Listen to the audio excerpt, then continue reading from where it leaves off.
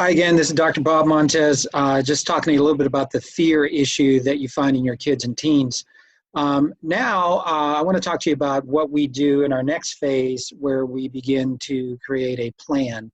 Now, a lot of times when I'm working with families, kids, they begin to see a reduction in their anxiety by the time I hit the previous video's issues.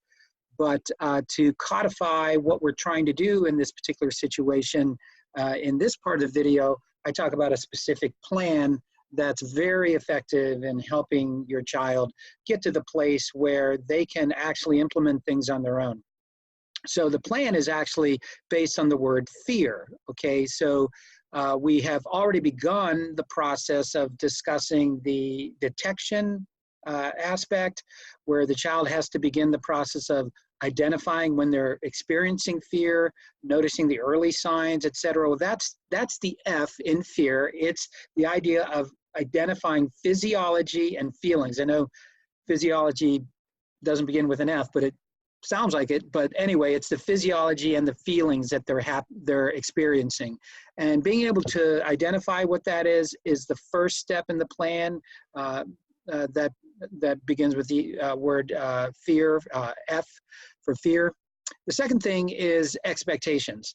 A lot of times children, as soon as they have the experience of fear in their bodies, they then have these negative expectations of what's going to take place. And the job at this point is to be able to help them identify what they're saying to themselves. So we're back to identifying negative self-talk. And when they're able to identify that step, they can move on to the next part, which is the A, which is changing their attitude and taking some action in order to combat that negative expectation.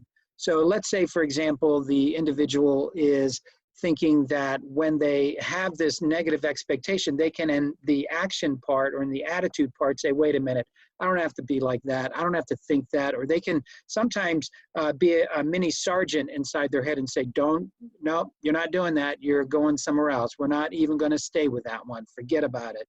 But it has to be the child or the teen saying it to themselves, not somebody else saying it to them. Because we talked in the earlier video that it doesn't make sense to take a negative attitude or to minimize what's going on with the child or say, forget about it. None of that works from the outside. That child has to come up with their own way of dealing with it. And the last part, the R for rewards, is for rewards, and it has to do with being able to look at the results of what's going on when they combat their fear and reward themselves.